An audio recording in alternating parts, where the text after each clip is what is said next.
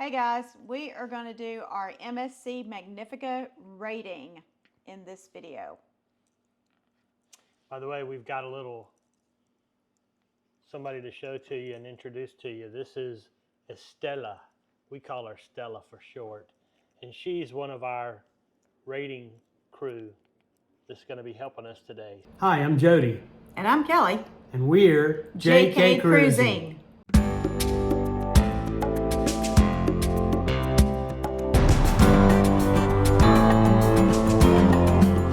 B for bargain. I rated this a 5.0.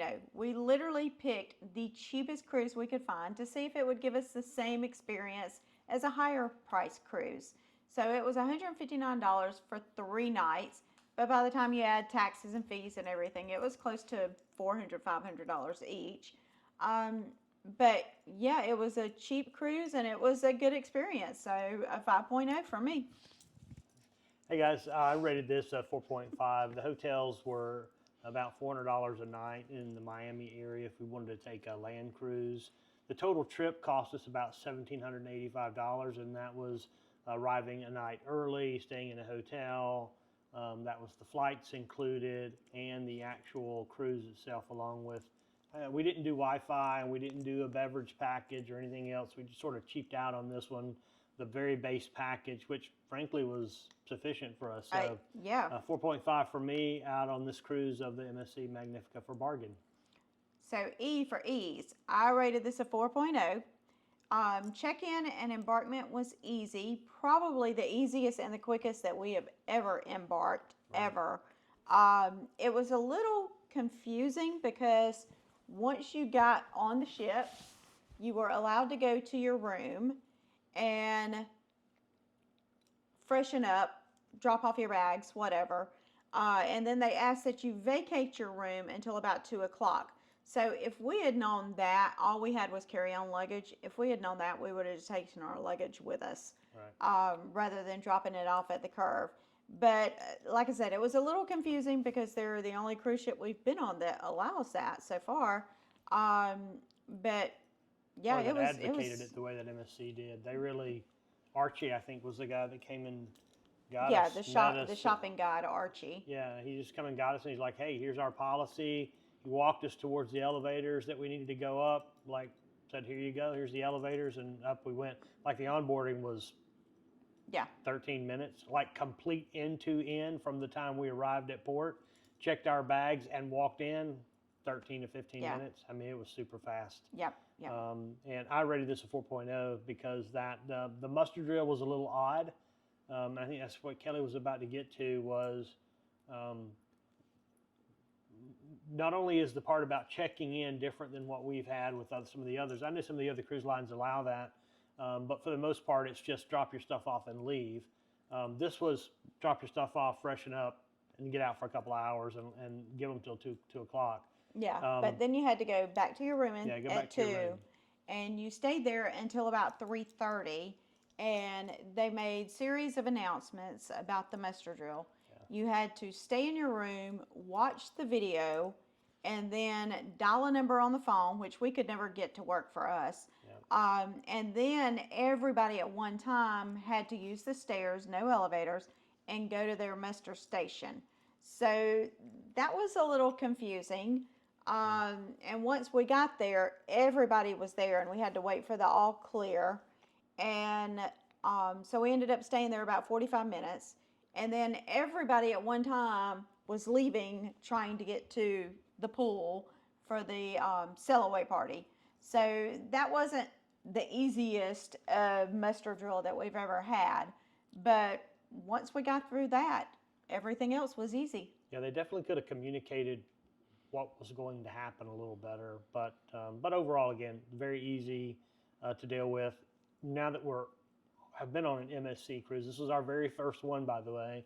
Now that we've been on one, we sort of understand the process, and it's not complicated. It's just if you've never done it before, the way they communicated it wasn't clear. So yeah. S for ship. I rated this a 4.0. The ship was a little confusing to learn for me. The atrium didn't feel very open. The decor is very different from most cruise ships. It's an Italian cruise line. So there's a lot of animal print and a lot of mirrors around. So it's not your usual Caribbean feel decor. But it was all very classy. The pool chairs were really cool. They had a little sunshade that came over the top, so your face was blocked from the sun. So we really enjoyed those. But the ship was really nice, really tasteful. Had a lot of shopping on it, and not just shopping for your usual things you see on a cruise ship. They had toys, they had candy, they had all kind of stuff. Yeah, I would say that the ship was a little bit odd, and it had quite a lot of tiger print in the tiger bar area. That was kind of odd. It was the tiger But bar. yeah, but it, I guess, themed appropriately. Just never seen that much animal print in one place, I guess. So that was just, like I said, a little bit odd. But yeah, but otherwise, the ship, I rated it a 3.5. It was a nice ship. It was definitely older.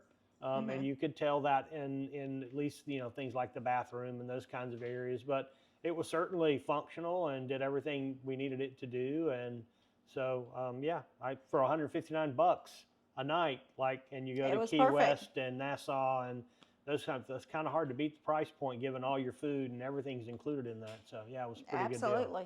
T for technology. I don't know that I can actually give this a fair rating, being that we didn't purchase the Wi-Fi, but I did hear a lot of people talking about it was really good. You could chat on the app without having the Wi-Fi, so that was great. The technology in the room wasn't, it was back to your old, Analog. Yeah. It wasn't even digital, it was analog. Turn the knob for air, cold, hot. But it was simple. Yeah. Cold or hot. That was your choices. So. Yeah. And the shows didn't have a lot of technology in them, but, being that the app was so good, and what I heard about the Wi-Fi was so good, yeah, I gave it a 4.0. I think we did see it looked like it was, it did have Starlink. It looked like for internet. So I think, based on our experience on cruise lines that have Starlink, it's a much better experience than previously. So I'd expect the technology was pretty good. I rated this a 3.5 again. There wasn't that much technology, and even in the shows, it was mostly the singers singing and spotlight. So the technology was pretty basic, but yeah, good. Again, for $159, how can you argue, kind of thing, So C for crew. I rated this a 4.5. The crew was very nice. They spoke every time we passed them. They had Officer in Motion night, which is a night that you could dance with an officer if you wanted to dance with an officer in uniform. They also had selfies with the officers, so they were very engaging with the guests. The cruise director was from Atlanta. He was very funny, and our room steward was great. Yeah, I rated staff a 5. I think they were very nice, they were very nice and very courteous. Yeah, just once you arrived at the table, they remembered who you are. They remembered your name. They knew what you liked to drink and those types of things. So they were always there doing their thing, and they did it marvelously. They actually seemed excited and happy to have you on board. Yes. So, yeah. R for room. I rated this a 4.0. The room was comfy, probably the smallest interior room we've ever stayed in, but it was very comfy. You could fit 4 people in there. It had the fold down cots or fold down beds, but it was comfy. The mattress probably wasn't the comfiest mattress we've ever been on, but there was a lot of storage and even shelves under the bathroom sink. The only complaint I had about the bathroom was the fact that it had a shower curtain instead of a glass door. Yeah, I gave the room a 3.5. I think the room was certainly adequate. Pillows were good. The bed was not my best sleep, but it was a nice bed. The bathrooms had a shower curtain, so for me that was tells you that how old the ship is. I don't really like the shower curtains anyways and those things, but it is what it is. And power strips and stuff in the room, they don't really have a lot of power, so you'll definitely want to bring extra power strips and things like that to take advantage of, plugging in, your chargeables and stuff at night. U for restaurants. I rated this a 4.0.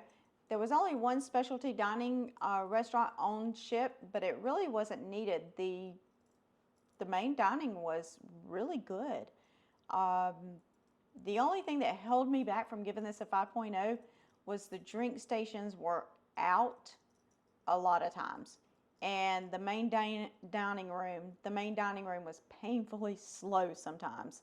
I wasn't crazy about their assigned dining times being 6 or 8:30, and the shows being at 7:30 or 9:30.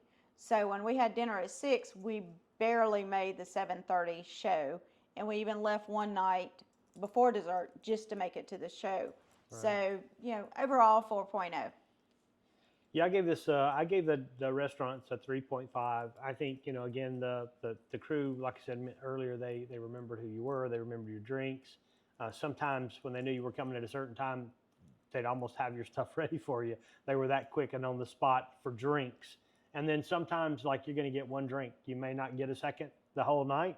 So ask for what you want right up front. The chicken parm was out of this world really good, I thought. And the buffet had a good selection as well. So, I think this is typical cruise line buffet food, but it was a higher quality than just average cruise line stuff. So, but the types and selections of food, I think, was pretty typical of most cruise lines these days. So, I for entertainment. I rated this a 4.0. For this to be a 3-night cruise, there was a different show every night. The cruise director told us that they would get better and better as the cruise went on, and he was right. It just got better and better. The singing was great. The costumes were fun and elaborate. Legends of Rock was really good. The singing was great.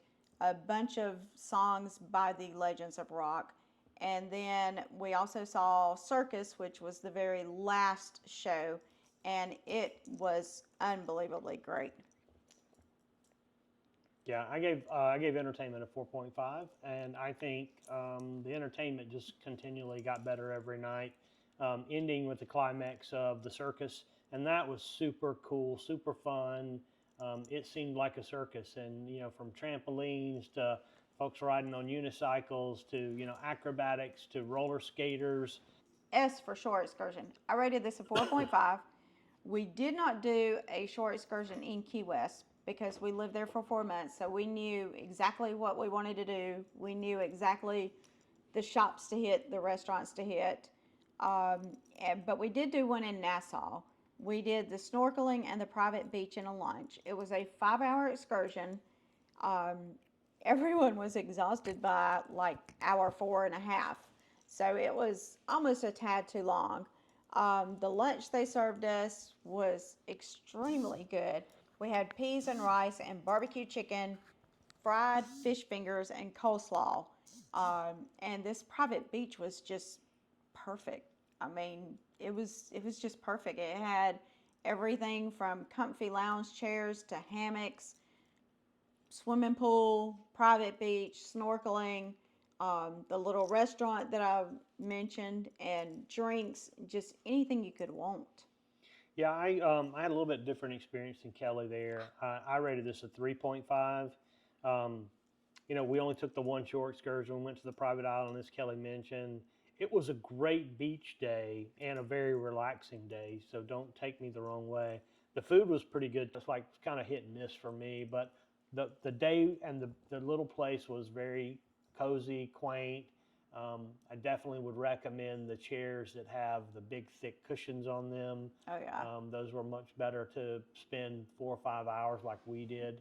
We didn't even go snorkeling that day. I'm sure the snorkeling was wonderful, but given it was a little earlier in the season, we decided to stay out of the cooler water, and we just sat on the beach. E for overall experience.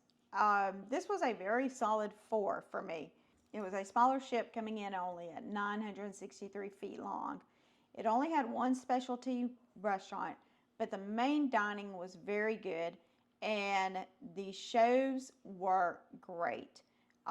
The assigned dining is a little outdated of a practice to me, but The it dining was, time, you mean? yeah, the assigned dining time.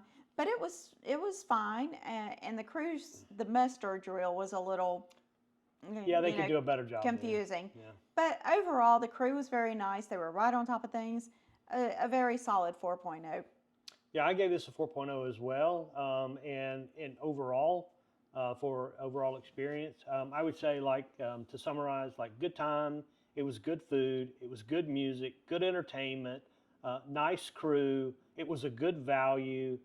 I'd take this cruise again, just like this, on the MSC Magnifica, because I thought it was that good of a cruise. Yeah. And it was cheap, and it was, reasonable, and yeah, so that's where we ended up. So Kelli wound up with a total of 42, or 4.2 was her score out of 5, and I wound up with 39.5, or round up to a 4.0. And so grand total was a 4.1 out of 5 stars on this Best adventure cruise that rating. we were on. Yeah, this best cruise rating. So you guys hang around for more, and we'll talk about some of the other things we're going to see in some of the other videos that are coming up. So come join us. We got a full tour and other things. So until next time, we'll see you soon, and go have your best cruise. Talk to you soon. Bye.